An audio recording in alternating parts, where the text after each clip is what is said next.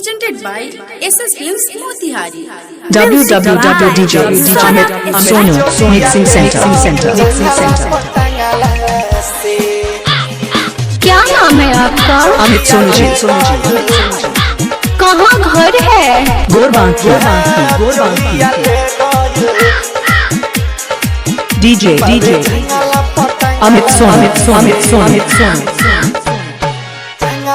अमित राज सोनिया कौआ चोलिया ले गइल बाबे जंगला पटंगला से ए राजा कौआ चोलिया ले गइल बाबे जंगला पटंगला से किले के उड़ता दिल तुरता पल के उड़ता दिल तुरता नहीं देता में मंगला से ए राजा कौआ चोलिया ले गइल बाबे जंगला पटंगला से ए राजा कौआ चोलिया ले गइल बाबे जंगला पटंगला से कि दिल तुरता हो लेके उड़ता हो दिल तुरता लेके उड़ता नहीं देता बे मंगला से ए राजा कौआ चोलिया ले गइल बाबे जंगला पटंगला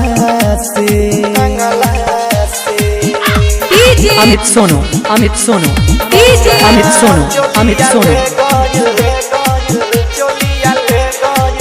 वेलकम टू अमित सोनू कहाँ घर है? गोरबांकी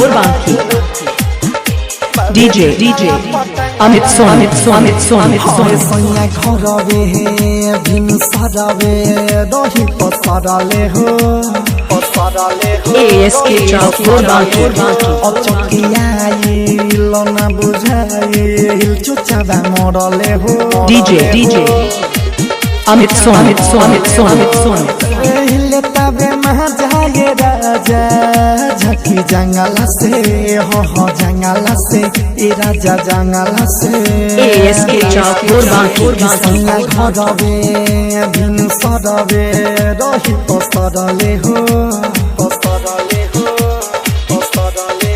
अचकिया लना बुझाइल चुचावा मरले हो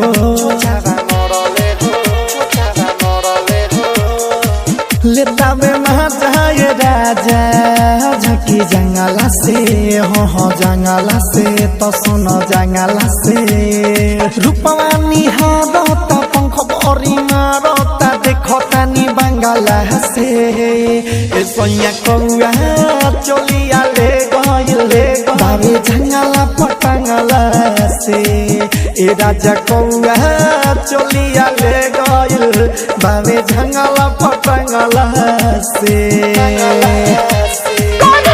अमित सोनू क्या नाम है आपका? अमित सोनू जी कहाँ घर है? गोरबांकी ये जो हसीनों के बाल होते हैं ये लड़कों को फंसाने के लिए ASK चौक गोरबांकी कमी खलता राजा हमारा हो तुहरा बिना बात सुना अपन कमरा हो और अपने छोड़ी के आवा जल्दी बाहर के हो बाहर के राजा बाहर के पेड़ ढलता कमी खलता राजा हमारा हो तुहरा बिना बाबी सुना अपन कमरा हो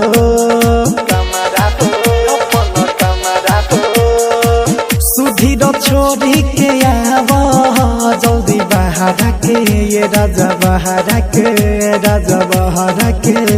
सुनो तानी ताना ये परदीप दीवाना सौरभ दुखे आँख जगला क्या नाम है आपका? अमित सोनू जी कहाँ घर है? गोरबांकी www.dj Mixing Center कहाँ घर है? गोरबांकी